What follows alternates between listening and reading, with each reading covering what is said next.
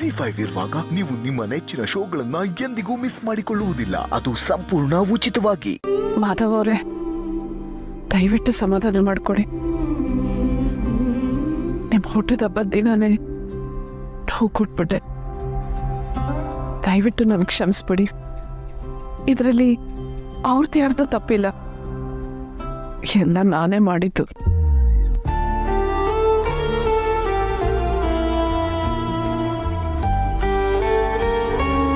ಇನ್ಮೇಲೆ ಯಾವತ್ತೂ ಈ ಥರ ಆಗದೆ ಇದ್ದ ಹಾಗೆ ನೋಡ್ಕೋತೀನಿ. ನೀವು ಸಮಾಧಾನ ಮಾಡ್ಕೊಳ್ಳಿ.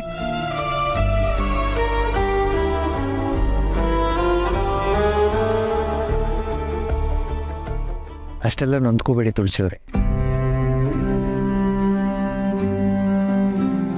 ಕೆಲವು ದಿನದ ಹಿಂದೆ ನನಗೆ ಗೊತ್ತಿಲ್ಲದೆ ನನ್ನ ಮಗನ ನಿಶ್ಚಿತಾರ್ಥ ನಡೆದಾಗ ಎಲ್ಲ ಇದ್ದರೂ ನಾನು ಒಂಟಿ ಅಂದ್ಕೊಂಡಿದ್ದೆ.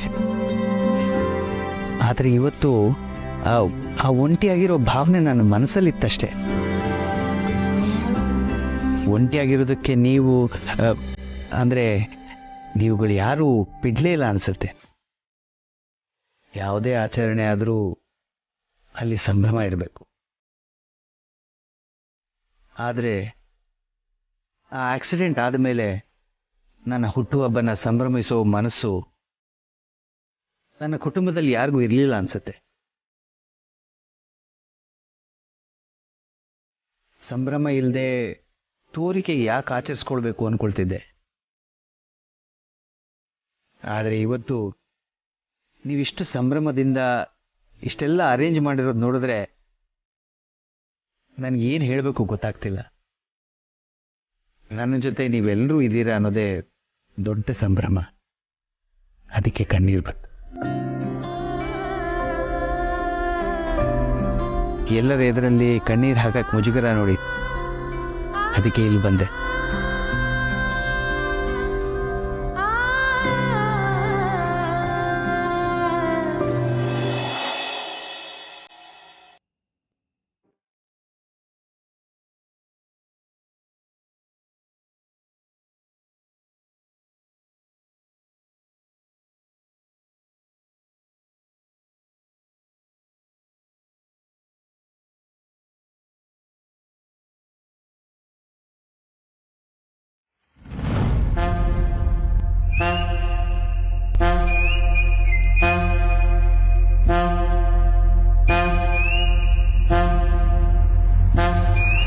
ನಾನೇ ಬಂದಿರೋದು, ಕನ್ಸಲ್ಲ.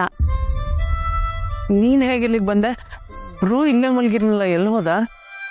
ನೀನ್ ಗೊರ್ಕೆ ಹೊಡೆಯೋದು ಕೇಳಕ್ಕಾಗ್ದೆ ಬೇರೆ ಎಲ್ಲೋ ಹೋಗಿರ್ಬೇಕು.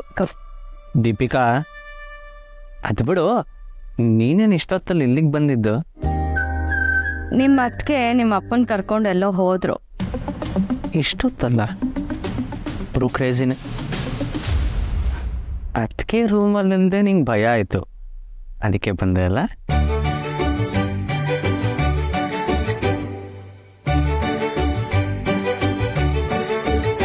ಅಷ್ಟೇ ಅಲ್ಲ, ನಿಮ್ಮ ಅಣ್ಣ ಪೂಣೆ ನೋಡ್ಕೊಂಡು ರೂಮಿಗೆ ಬಂದಿದ್ರು. ಹೇಗೋ ನಿದ್ದೆ ಬರೋದ್ರಲ್ಲಿತ್ತು, ಅದು ಹಾಳಾಗೋಯ್ತು.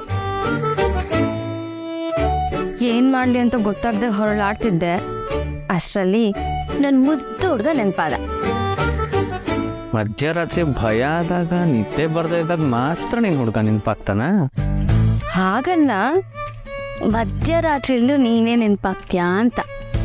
ನೀನಿದ್ಮೇಲೆ ಬೇರೆ ಯಾರು ಬೇಕು ಹೇಳು? ಅದಕ್ಕೆ ಸೀದಾ ನಿನ್ನ ರೂಮ್ಗೆ ಬಂದು.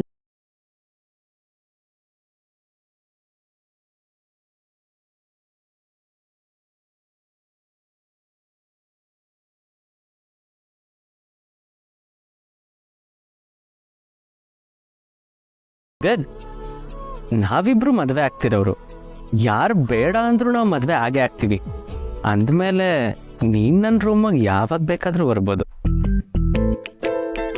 ಯಾಕೆ ಅಂದರೆ ಇದು ನಿಂದೇ ರೂಮ್. ನೀನು ಹೀಗೆ ನಗ್ನಗ್ತಾ ಇದ್ರೆ ಎಷ್ಟು ಚೆನ್ನಾಗಿ ಕಾಣ್ತೀಯ ಗೊತ್ತಾ? ಹೀಗೆ ಇರೋದು ಬಿಟ್ಟು ಯಾವಾಗಲೂ ಮುಖ ಗಂಟು ಹಾಕ್ಕೊಂಡೇ ಇರ್ತೀಯ. ನಾನು ಹಾಗಿರ್ಬಾರ್ದ? ಓಕೆ ಮ್ಯಾಮ್, ನೀವು ಹೇಳ್ದಾಗೆ ಆಗಲಿ. ಇನ್ಮೇಲಿಂದ ನೋ ಗಂಟು ಮುಖ. Good night. ಏ ದೀಪಿಕಾ, ಮದ್ವೆಗೆ ಇನ್ನೂ ಟೈಮ್ ಇದೆ.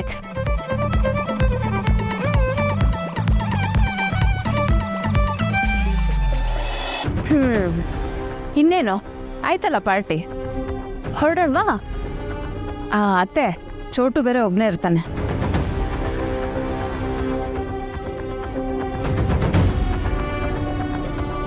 ಚೋಟು ಗಡದ್ದಾಗಿ ನಿದ್ದೆ ಹೊಡಿತಿದ್ದಾನೆ. ಅರ್ಜೆಂಟ್ ಏನಿಲ್ಲ, ನಿಧಾನವಾಗಿ ಹೋದ್ರಾಯ್ತು.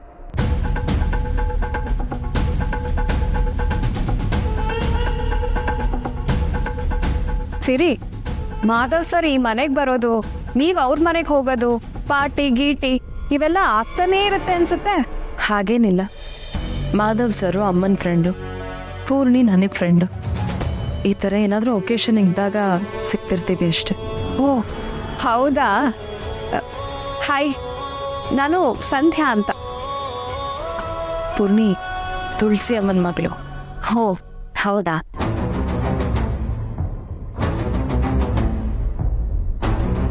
ನೀವು ಹೀಗೆ ಕಣ್ಸನ್ನೆ ಮಾಡ್ಕೊಂಡಿರಿ, ನಾನು ಹೋಗಿ ಏನಾಯ್ತು ಅಂತ ನೋಡ್ಕೊಂಡು ಬರ್ತೀನಿ.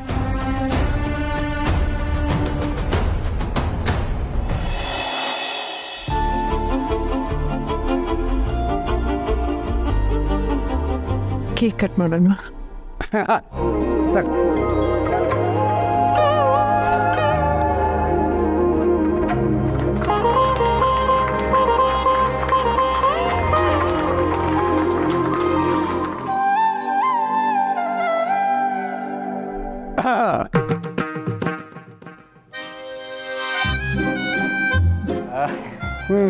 ಸಾರಿ.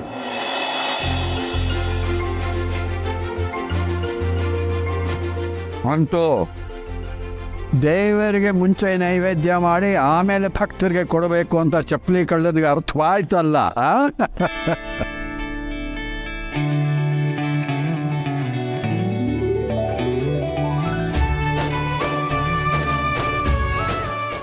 ZEE5 ಆಪ್ ಡೌನ್ಲೋಡ್ ಮಾಡಿ ಎಲ್ಲಾ ಸಂಚಿಕೆಗಳನ್ನು ಸಂಪೂರ್ಣ ಉಚಿತವಾಗಿ ನೋಡಿ.